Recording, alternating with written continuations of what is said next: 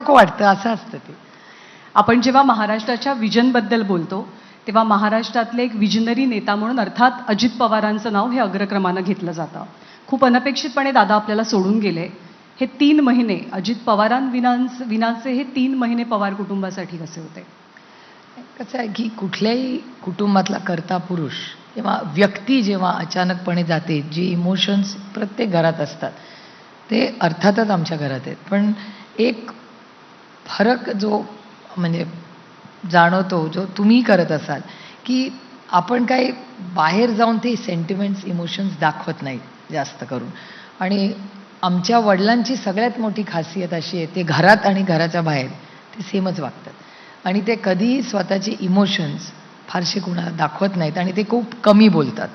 त्याच्यामुळे ते त्यांच्या मनात काय चाललं आहे हे फार कमी लोकांना माहिती असतं किंवा जाणवत असतं. आणि जबाबदाऱ्या प्रत्येक घरात असतात आणि अनेक कुटुंब आहेत ज्यांच्यावर असे प्रसंग आलेले आहेत आणि ताकदीने ते उभं राहून आपल्या आपल्या जबाबदाऱ्या लोकांनी पाळलेल्या आहेत. त्याच्यामुळे त्याच्यात काही नवीन कौतुक असं नाही. हा अडचणीचा संघर्षाचा काळ सगळ्यांसाठीच आहे. तो आता हमारी बारी आहे.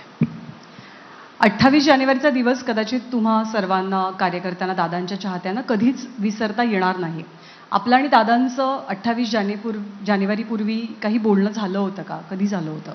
अनेक वेळा रेग्युलरली माझं आणि दादाचं गेल्या 6 महिने वर्षभरात खूप जास्त म्हणजे नॉर्मल झालं होतं. जे मध्ये 1.5-2 वर्ष कमी झालं होतं ते पूर्ण नॉर्मल झालं होतं. आणि 17 जानेवारीचा तर व्हिडिओ सगळ्यांनी पाहिलेलाच आहे. हो.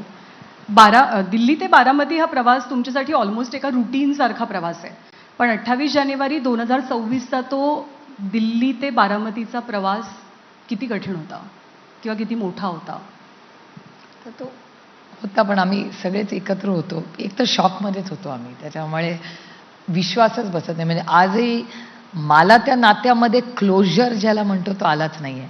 याचं कारण मी दादाचे पाय बघितलेत फक्त. आणि असंही मनाला कधी वाटतं की तो दादाच होता का, असे अर्थातच एक भाबडं इमोशन एक बहीण म्हणून हे माझं आयुष्यभर राहील. कारण मला त्या नात्यात क्लोजरच आला नाही. आणि जेव्हा पार्थचा मला फोन आला की डॅडीचं विमान पडलंय, मी त्याला म्हणलं कशावरनं डॅडीचं विमान आहे, कशावरनं डॅडी त्या विमानात, काहीतरी बोलू नको रे. मी इतकं ते कॅज्युअली घेतलं होतं की का पडेल दादाचं विमान ह्याच्यात. ज्या गोष्टी झाल्या आता त्याला 90 दिवस झाले. नाही म्हणत. रोहित पवार सातत्यानं आवाज उठवतायत FIR व्हावा यासाठी किंवा दादांना न्याय मिळावा, लवकरात लवकर रिपोर्ट समोर यावा यासाठी. रोहित पवारांना इतकं झगडावं का लागतंय?